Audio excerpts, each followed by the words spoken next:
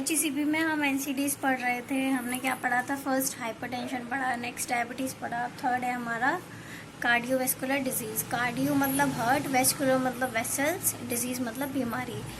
Heart की vessels में होने वाली बीमारियाँ उन्हें क्या बोलते हैं? Cardiovascular disease. Cardiovascular disease refers to the class of disease that involve the heart और ब्लड वेसल। जैसे कि मैंने बताया कि कार्डियोवैस्कुलर डिजीज़ कौन सी हुई? ऐसी क्लास हुई डिजीज़ की जिसमें क्या होता है? हार्ट या फिर ब्लड वेसल्स इन्वॉल्व होती हैं। ब्लड वेसल्स क्या होती हैं? आर्टरी और वेन्स। पूरा हार्ट हम पढ़ चुके हैं, कार्डियोवैस्कुलर सिस्टम हम पढ़ चुके हैं, कार्डियक पढ़ चुके हैं। तो कार्डियोवैस्कुलर डिजीज़ कौन सी हुई? वो डिजीज़, ऐसी बीमारी है जिसमें हार्ट और ब्लड वेसल्स इन्वॉल्व हों। वो तरीके की बीमारी क्या होंगी जो हार्ट और ब्लड वेसल से रिलेटेड होगी, उन्हें हम कहेंगे कार्डियोवैस्कुलर डिजीजेस।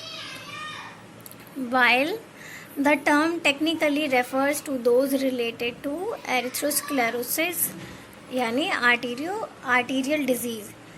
अगर हम टेक्निकली देखें इस टर्म्स को, वैस्कुलर डिजीज़ को, तो ये क्या, इसे हम क्या कह सकते हैं? आर्टीरियल डिजीज़ जैसे, या फिर एरिथ्रोस्क्लेरोसिस बोल सकते हैं, क्योंकि आर्टरीज ही होती हैं जो ऑक्सीजनेटेड ब्लड को कैरी करती हैं। ठीक है, और हमारे ब्लड को क्या ज़रूरी है? ऑक्सीजनेटेड ब्लड ज़रूरी है बॉडी को, तो इन्हें हम क्या बोल सकते हैं? आर्टीरियल डिजीज़ भी कह सकते हैं। These condition have similar cause, mechanism and treatment। ये जो सारी कंडीशंस होती हैं कार्डियोवैस्कुलर डिजीज, जितनी भी टाइप की हैं, हार्ट से रिलेटेड, ब्लड वेसल से रिलेटेड, तो उनके जो मैकेनिज्म हैं, कॉजेज़ हैं, ट्रीटमेंट है, वो कई हद तक 90% 50% सेम ही होते हैं। क्योंकि हर किसी में क्या होता है? ब्लड वेसल में या तो ब्लॉकेज आ जाएगी, या फिर प्रॉपर फ्लो नहीं है, या कहीं पे आपकी वेन्स में इन्फ्लामेशन आ गया तो उससे ब्लॉकेज आ गई। तो इस तरीके से ये सारी बीमारियां सारी आर्टीरियल और वेन्स पर डिपेंड है, तो इनके कॉज, मैकेनिज्म और ट्रीटमेंट सिमिलर होते हैं कहीं किसी हद तक। This is increased emphasis on preventing atherosclerosis by modifying risk factor. इससे क्या होता है कि हमें एरिथ्रोस्क्लेरोसिस को हम कैसे प्रिवेंट कर सकते हैं? कुछ ऐसे फैक्टर हैं जिनसे हम प्रिवेंट कर सकते हैं, लेकिन 100% नहीं कर सकते हैं। हम बस कोशिश कर सकते हैं कि इन चीज़ों से हम, ऐसी बीमारियों से बच जाएं। तो वो क्या है? हेल्दी ईटिंग, अच्छा खाइए, कार्बोहाइड्रेट्स कम लीजिए, एक्सरसाइज करिए प्रॉपर, अवॉइड स्मोकिंग अवॉइड करो, जिससे कि क्या हो गया? आपके जो वेन्स है, आर्टरीज है, हार्ट है, जो ऑक्सीजनेटेड ब्लड लेके जा रही हैं पूरी बॉडी में, तो वो क्या रहेंगी? हेल्दी रह सकती है इन चीज़ों को करने से। तो हमें अपने लेवल पे हम क्या कर सकते हैं? कुछ प्रिवेंशन ले सकते हैं, जैसे कि मैंने बताया। अब है यहाँ पे टाइप्स ऑफ कार्डियोवैस्कुलर डिजीज़। मैंने आपको बताया सारी डिजीज़, जब हम हार्ट पढ़ रहे थे तब WB से रिलेटेड डिजीज़ थी, RBC से थी, प्लेटलेट वाली थी। तो सारी हार्ट में आपने पढ़ा होगा angina pectoris, asthma, aneurysm, atherosclerosis, congested heart failure, heart attack. तो ये सब क्या है? एक दूसरे से कोरिलेटेड होती हैं। इनके जो कॉज होंगे ना, सिमिलर होंगे, 60% 70% सिमिलर ही होंगे। ठीक है, अब हम देखेंगे एन्यूरिज्म क्या होता है। एन्यूरिज्म वो है जहाँ पे आपकी आर्टरीज के अंदर, वेसल्स के अंदर कहीं पे बैलून जैसा फॉर्म हो जाए, जिसकी वजह से क्या हो? ब्लड सप्लाई ना हो पाए आपको प्रॉपर। जैसे कि एक ऑब्स्ट्रक्शन आ गया, कहीं पे बीच में ऑब्स्टिकल्स आ गए, जिसकी वजह से आपका ब्लड प्रॉपर फ्लो नहीं हो पा रहा। कुछ भी कैसे भी आ सकता है, इसका कोई भी कॉज हो सकता है। नेक्स्ट है एंजाइना। एंजाइना में क्या होता है? इसमें भी सेम रहेगा कि आपका हार्ट फ्लो नहीं कर पाएगा, कोई भी कैसे भी रेस्ट्रिक्शन आ सकती है, कहीं पे भी चेस्ट पेन होता है एंजाइना में, क्योंकि हार्ट की तरफ प्रॉपर फ्लो नहीं हो पाता ब्लड का। नेक्स्ट है एरिथ्रोस्क्लेरोसिस। जैसे कि मैंने बताया, आर्टीरियल डिजीज़, कोई भी कहीं पे भी ऑब्स्ट्रक्शन आ गया, इन्फ्लामेशन आ गया, मेनली ये रिलेटेड है हमारा आर्टरी से। तो जितनी भी आर्टरीज है, जैसे हार्ट को एओर्टा है, एओर्टा में अगर कोई ऑब्स्ट्रक्शन आ जाता है या वो प्रॉपर फ्लो नहीं कर पाती आपके ब्रेन में, चेस्ट में, ब्लड को, ऑक्सीजनेटेड ब्लड को, तो वो क्या होगा, हार्ट को आपको प्रॉब्लम क्रिएट करा सकता है, पूरी बॉडी को करा सकता है जब प्रॉपर ऑक्सीजनेटेड ब्लड नहीं मिलेगा तो। ठीक है। नेक्स्ट है सेरिब्रोवैस्कुलर एक्सीडेंट और स्ट्रोक। सेरिब्रोवैस्कुलर मतलब क्या हुआ, हमने ब्रेन पढ़ा था, ब्रेन में था सेरिब्रल, तो जो सेरिब्रल में जो वेसल्स होंगी अगर उसमें कोई स्ट्रोक आ जाता है, स्ट्रोक यानी कोई भी डैमेज आ जाए आपके वेसल्स में जो सेरिब्रल में है, सेरिब्रल आ गया यानी ब्रेन आ गया, ब्रेन में अगर कोई वेस्कुलर या वेन्स में, आर्टरीज में कोई स्ट्रोक आ जाए, कोई प्रॉब्लम क्रिएट हो जाए तो क्या होगा, ब्रेन पूरा काम करना बंद कर देगा, आपकी डेथ भी हो सकती है। ठीक है। नेक्स्ट है सेरिब्रोवैस्कुलर डिजीज़, ये भी इसी से रिलेटेड है, एक जैसी हैं ये दोनों। इसमें कुछ भी हो सकता है, आपके क्लॉटिंग भी हो सकती है, स्ट्रोक भी आ सकता है, या ब्लड फ्लो प्रॉपर नहीं हो पा रहा है ब्रेन के लिए, तो ये उससे रिलेटेड प्रॉब्लम है।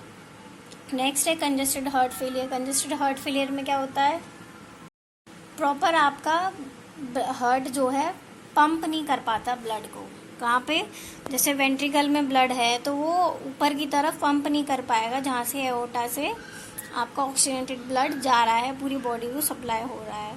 तो हार्ट फेलियर में क्या होता है कि आपका पंप नहीं कर पाता हार्ट प्रॉपर।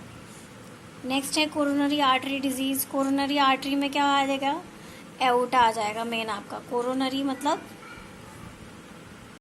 इसमें अगर कोई डैमेज आ गया तो क्या हो जाएगा, आपका पूरा हार्ट या पूरी बॉडी ब्लॉक हो सकती है आपकी, जब ब्लड सर्कुलेट ही नहीं होगा, फ्लो ही नहीं होगा तो क्या होगा, डेथ हो जाएगी।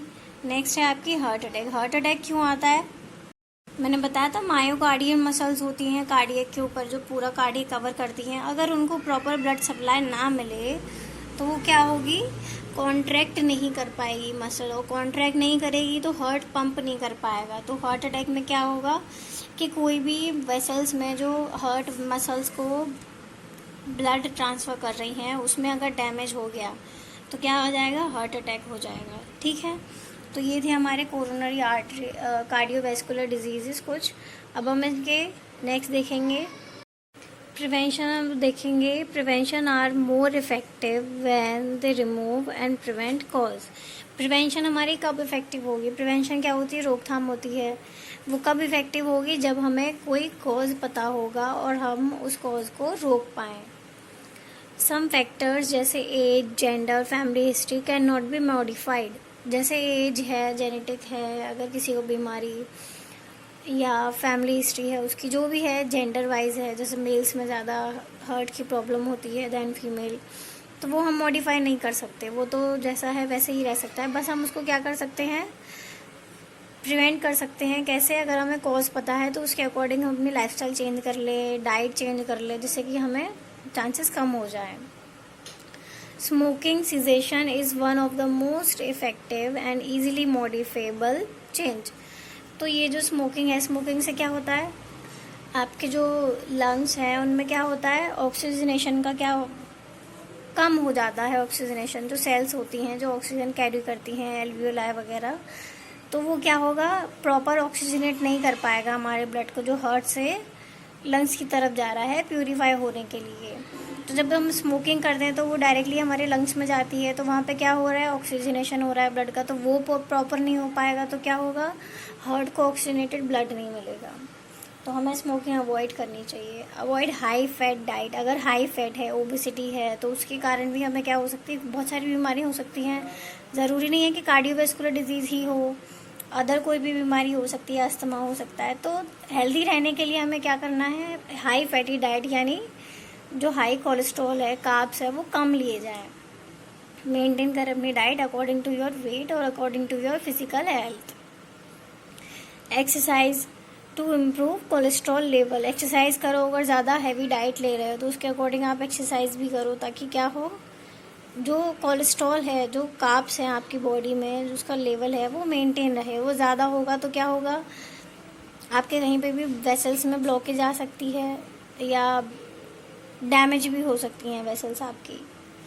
Avoid high sodium in diet. Sodium क्या करता था, बीपी हाई करता था, तो अगर बीपी हाई रहेगा तो क्या होगा, हार्ट पे इनडायरेक्टली असर तो पड़ेगा ही पड़ेगा, डायरेक्टली हमें क्या करना चाहिए, सोडियम अपनी डाइट में कम लेनी चाहिए अगर कोई हार्ट से रिलेटेड प्रॉब्लम है तो। कीप ओरल हाइजीन विच ट्रिगर इन्फ्लामेशन। ओरल हाइजीन हमें मेंटेन करनी चाहिए अपनी, जो भी हम खा रहे हैं पी रहे हैं, जिससे की वजह से हमारी कोई वेसल्स में इन्फ्लामेशन ना आ जाए। ठीक है, अब हम देखेंगे इसके ट्रीटमेंट किस पर डिपेंड होते हैं। Specific form of disease in each patient but effective treatment always include preventive lifestyle changes. तो इसकी जो ट्रीटमेंट है वो किस पे डिपेंड है, हर एक स्पेसिफिक पेशेंट पे डिपेंड है कि उसको क्या बीमारी है, हार्ट से रिलेटेड उसकी बॉडी कैसी है, उसकी फिजिकल हेल्थ कैसी है, उस पर टोटली डिपेंड करता है। पेशेंट टू पेशेंट वेरी करते हैं उसके ट्रीटमेंट, बट इफ़ेक्टिव क्या हो सकता है, आपकी लाइफस्टाइल चेंज कर लो। जैसे अगर आप स्मोकिंग कर रहे हो तो वो बदल लो, हाई फैटी डाइट ले रहे हो तो वो कम कर लो, एक्सरसाइज नहीं करते तो एक्सरसाइज कर लो। ठीक है, मेडिकेशन में क्या हो सकता है कि आपकी जितनी भी हार्ट वाली प्रॉब्लम है उसमें क्या होता है, बीपी हाई होता है तो सांस लेने में प्रॉब्लम हो जाती है, फिर पंप नहीं कर पाता हार्ट ब्लड को। तो जितने भी बीपी लो करने वाली मेडिसिन हैं उनको प्रिस्क्राइब करो, उनको इनटेक करो, और जितनी भी कोलेस्ट्रॉल को लो करने वाली ड्रग्स हैं उनको टेक इन करो, क्योंकि कोलेस्ट्रॉल के बढ़ने से क्या होता है, हार्ट की प्रॉब्लम बढ़ती है। तो जितनी भी कोलेस्ट्रॉल लो करने वाली या बीपी को मेंटेन करने वाली मेडिसिन है वो प्रिस्क्राइब करो, और बाकी अपना जो ये सब है उसे मेंटेन करो, अपनी लाइफस्टाइल को। Totally overall depend on lifestyle. ठीक है, अगर कोई भी क्वेरी हो तो प्लीज़ डीएम करो। Thank you.